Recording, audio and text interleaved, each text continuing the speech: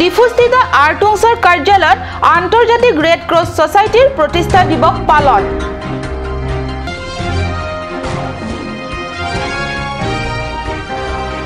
দুৰ্ঘটনাত পতিত Bolero pickup van আহত যাত্ৰী 6।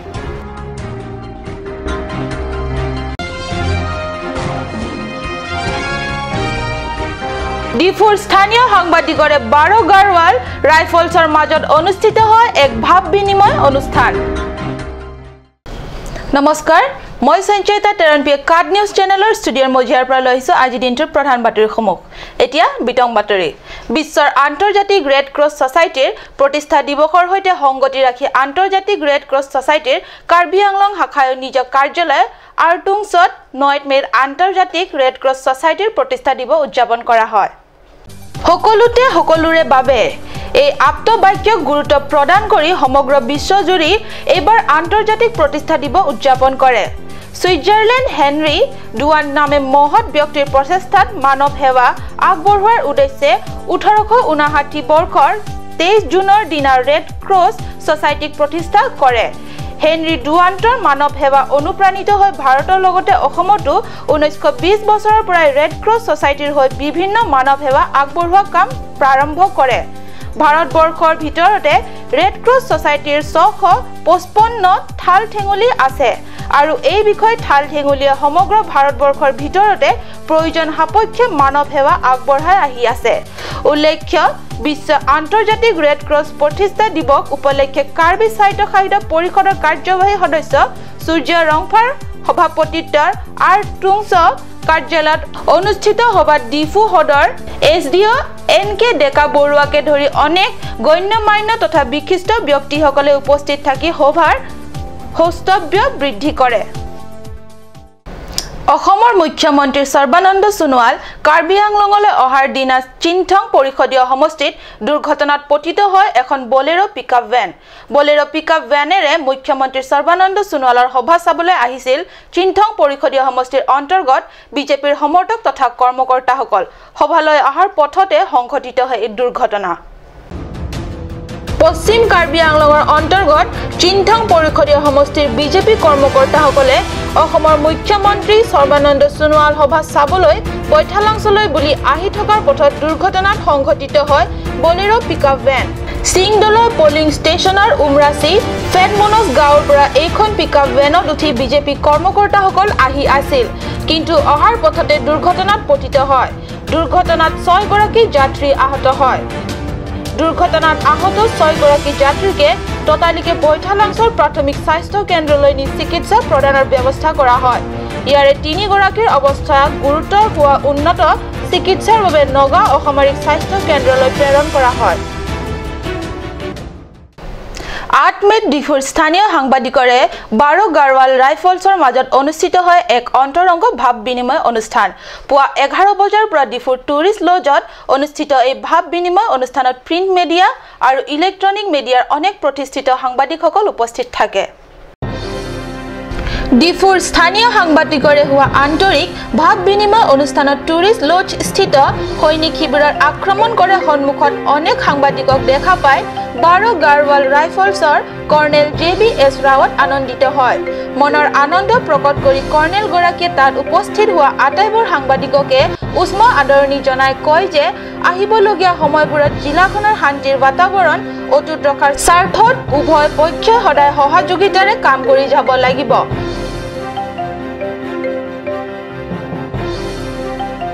অনুষ্ঠিত কৰা এই চমু ভাৱ বিনিময় অনুষ্ঠানৰ শেষত আটাইবোৰ সাংবাদিককে সেনা বাহিনীৰ তৰফৰ পৰা আপ্যায়ন কৰা সুন্দৰ জল যুগৰ পিছতে সিদিনাৰ বাবে সীমানতে অনুষ্ঠানৰ সামৰণি পৰে।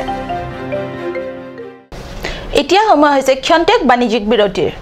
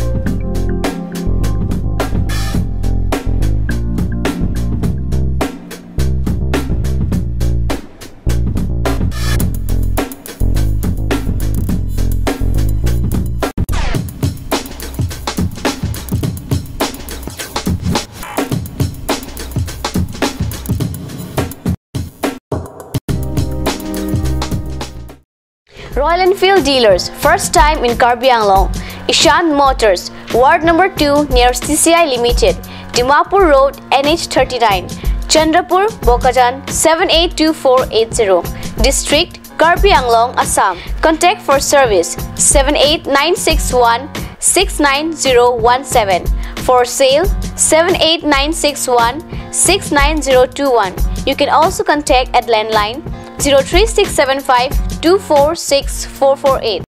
আজিকালি যিকোনো পাৰ্টি মানে কাঞ্জ জুচ বাই দি ৱে তো কমলাটো খাইছিলি না আনাৰ ৰসটো পাহাৰীয়া কমলা আৰু আনাৰ ৰসৰ পৰা তৈয়াৰ কৰা কাঞ্জ জুচ সম্পূৰ্ণ বিশুদ্ধ কাঞ্জ জুচ খাওক জীৱনৰ মজা লওক কাঞ্জ juice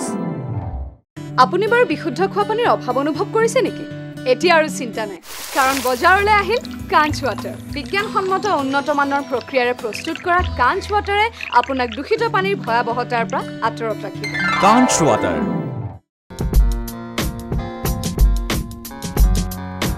Netrajoti Optical, exclusive branded spectacles showroom.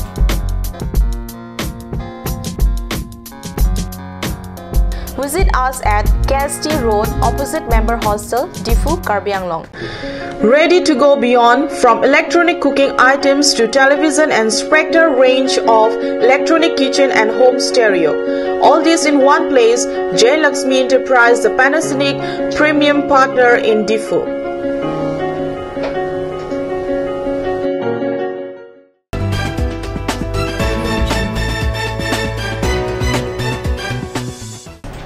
স্বাগতম বিৰতিৰ পিছত পুনৰ ঘূৰি আহিছো বাতৰিৰ মজিয়ালে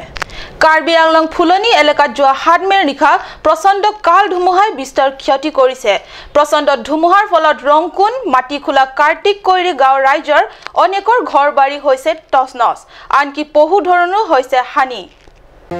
নিশা প্ৰায় 8 বাজিছিল প্ৰচণ্ড এজাক ধুমুহা তীব্ৰ বেগেৰে গৈ চেণ্টাৰৰ পৰা 6 কিলোমিটাৰ নিলগত ৰংকুন মাটিখোলা কাৰ্তিক কৈৰি গ্ৰামাঞ্চল এফালৰ পৰা তছনছ কৰি যায় তীব্ৰবেগী এই ধুমুহাজাকে ঘৰ দুৱাৰ লণ্ডভণ্ড কৰাই নহয় গছ গছনিয়া বিস্তৰ ক্ষতি কৰে বিদ্যুৎ খুঁটাবোৰ উভালি ঘৰৰ ওপৰতে পৰি যোৱা কেইবাটাও বাহগৃহ বিধ্বস্ত হয় গাঁৱৰ কেইবাটাও পশুধনো ধুমুহাত হানি হৈছে দুখীয়া জনগণ কাল ধুমুহাৰ ফলত সৰ্বহাৰা হৈ কাৰ্বি স্বায়ত্তশাসিত পৰিষদৰ চৰকাৰৰ অকণমান সহানুভূতিলৈ আশাৰে বাট চাই আছে ৰাতি 10:30 সময় ধুমুহা আহিলে এই মানুহৰ ঘৰটো ভাঙি পেলালে এক দুখীয়া মানুহ কি নাম মালিকৰ নাম কি যাদৱ দাস হয় এতিয়া লৰাটো থাকিবলৈও জায়গা নাইকিয়া হৈ গ'ল লৰা ছোৱালী কেইজন আছিলে লৰা ছোৱালী দুজন স্কুলত গৈ আছে সিহঁতৰ কিতাপ পত্ৰ সব নষ্ট হৈ গ'ল এইটো যোৱাকালি কিমান টাইমৰ ঘটনা হয় এইটো 10:30 পৰা 11টাৰ ভিতৰত হৈছে কিবা আহত বা নিহত হৈছে নেকি অলপ আহত হৈছে এনে নিহত কোনোবা হোৱা নাই এতিয়া প্ৰশাসন আহি পাইছে নেকি এতিয়ালৈকে প্ৰশাসন এতিয়ালৈকে আহি পোৱা নাই আৰু এনে কিমান ক্ষয়ক্ষতি হৈছে বুলি কয় কিমান ক্ষয়ক্ষতি মানে তাত এনে দুখীয়া মানুহ যি আছিলে সব ক্ষয়ক্ষতি হোৱা নিচিনা এনেকা হৈ গ'ল আৰু এনেতো নাই আৰু একোৱেই নাই এতিয়া আপোনালোকে কি কয় চৰকাৰক এতিয়া আমি আপোনাৰ মিডিয়াৰ থ্ৰুতে এটা আহ্বান জনাইছো চৰকাৰৰ ফালৰ যাতে এই দুখীয়া মানুহজনৰ অলপ সহায় কৰি পেলাই তেওঁ জীয়াই থাকিবলৈ কিটা সুবিধা কৰি দিয়ে এইটোৱে আমি ৰাইজৰ তৰফৰ পৰা আপোনালোকৰ থ্ৰুত আৰু এইটো অঞ্চলৰ কৰবাত কিবা ঘটনা হৈছে নেকি হৈছে আৰু বহুতো ঘৰত হৈছে তেনেকে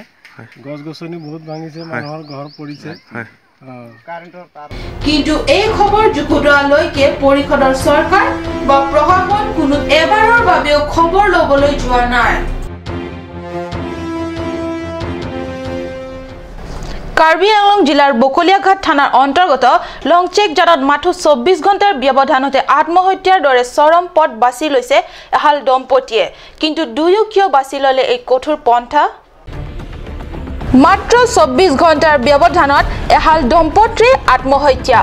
বিষাক্ত দ্ৰব্য সেৱন কৰি প্ৰথম নিশা অৰ্থাৎ শুকুৰবাৰে নিশা স্বামীৰ আত্মহনন কৰাৰ পিছৰ নিশা অৰ্থাৎ শনিবাৰে নিশা পত্নীৰ আত্মহনন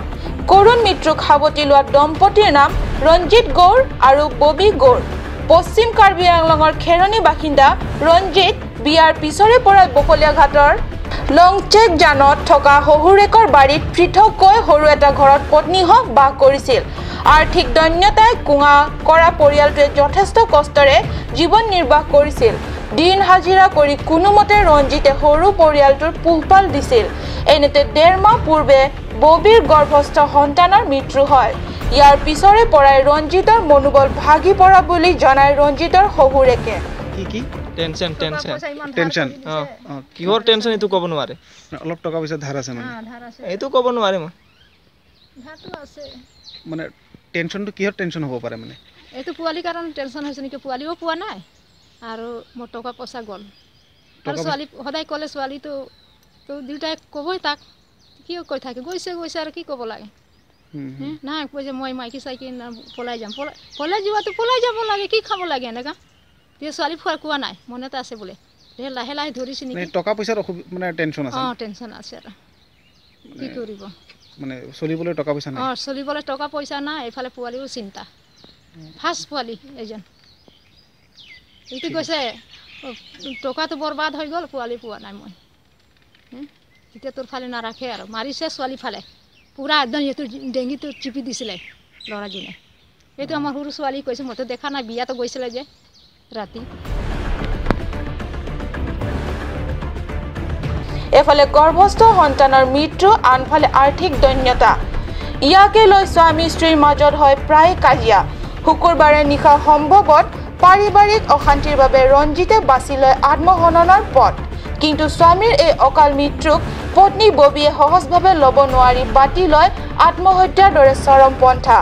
এই দম্পতীহালৰ আত্মহননৰ দৰে বাছি লোৱা কঠোৰ পন্থাই অঞ্চলজুৰি তীব্ৰ চাঞ্চল্যৰ সৃষ্টি কৰিছে কাৰ্বি স্বায়ত্তশাসিত পৰিষদৰ অধ্যক্ষ বিদ্যা সিং টকবিয়ে কৰকান্থি পৰিষদীয় সমষ্টিৰ এলেকাত কেইবাটাও জিৰণি কোঠাৰ আধাৰশিলা স্থাপন কৰে এটা সামেলাংশ বজাৰ এলেকাত আনটো কৰকান্থি পৰ্যটনস্থলীত আধাৰশিলা স্থাপন কৰে